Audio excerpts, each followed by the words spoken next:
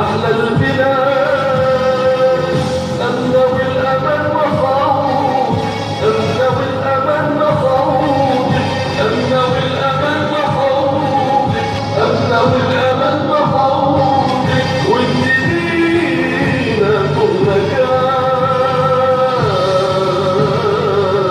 مصر يا نبض الحياة جوا كل قلوب ولادي، مصر يا نبض الحياة جوا كل قلوب ولادي. يمشي دوري كل باب واديله كل باب تجمعنا في السماء والقمر في سماء يا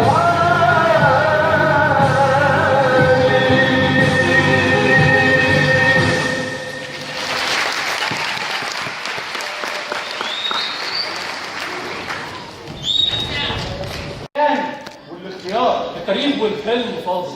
البداية للتاريخ والحكاية للتاريخ والرموز للتاريخ. أحمس أصل البداية قبلها بكتير، لكن التاريخ بيحط رمز والرموز ما بتنتهيش. اللي رفع اسم مصر لما طال الزمن هيعيش. بس انت ما حكيتش لسه. مين هي؟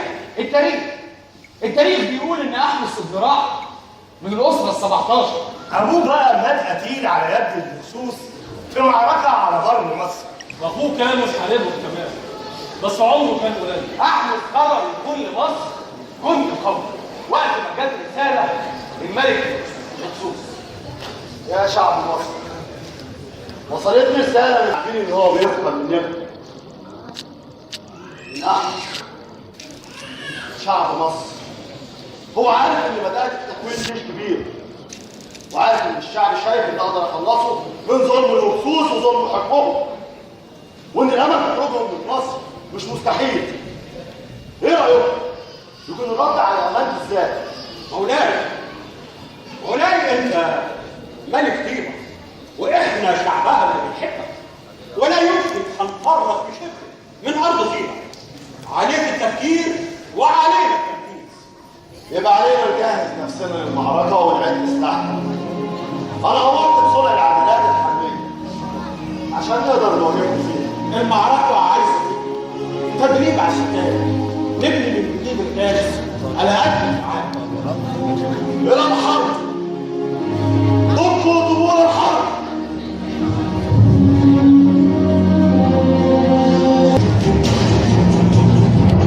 معركه طويله توريك ساعه طويله.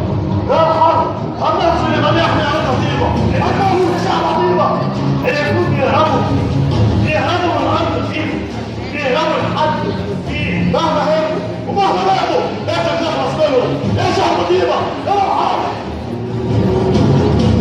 وغلبوا حتى المسلمين وفي حزب الصابرين كانت نهايتهم.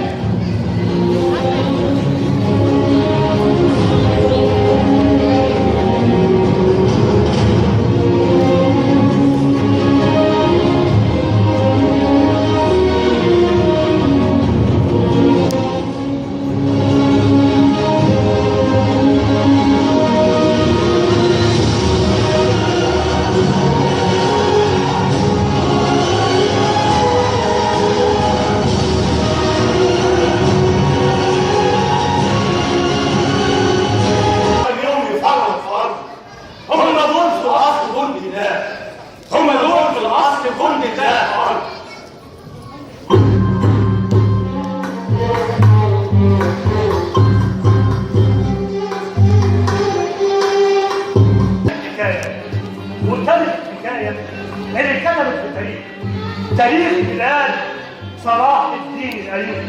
الملك المظفر صلاح الدين الدنياجي بالنبض وكده، لان ابوه كان الوالي عنده.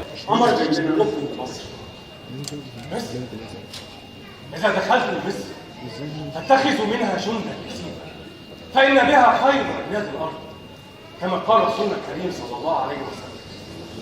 انني طوع امرك يا معلمي واستاذي ورقبتي فدائك. انت عارف ان كل املي هو طرد الصليبيين من ارض مصر، وده مش هيحصل الا اذا تعاون مصر معاك. حلمك هو نفس حلمك، هو طريقة الحياة. امضي وسأمضي معك حتى نهاية العالم لمحاربة محاربة أعداء الله. وجه امر صلاح الدين مع عم شركوه بذكور مصر، وكان مصر حلفهم، والتاريخ كتب اكبر ملحمه.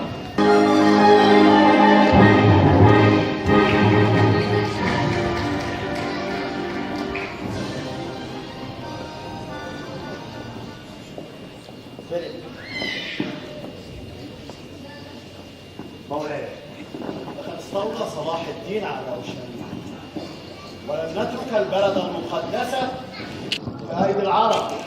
مولاي ريتشارد، لا تفلت مطلقا، لا داعي للكلام. نحن سنخبر صلاح الدين له وسيخضع على ركبتيه. يا ولي عكا مولاي ريتشارد ملك انجلترا، مولاي فيليب، مولاي المعظم ملك فرنسا، ولي عكا في خدمتك. نحن نقدر خدمات الناس، ونحن نبدي العطاء لأعواننا. لقد تقدست كل ما أمرتم به، فتحت لكم أبواب عكا وتركت كل السبل مفتوحة، لن تجدوا مقاومة من أهلها. أنا مخلص لكم سيدي الملك فيليب، سيدي الملك ريتشارد ملك فرنسا الملك المعظم. اسمع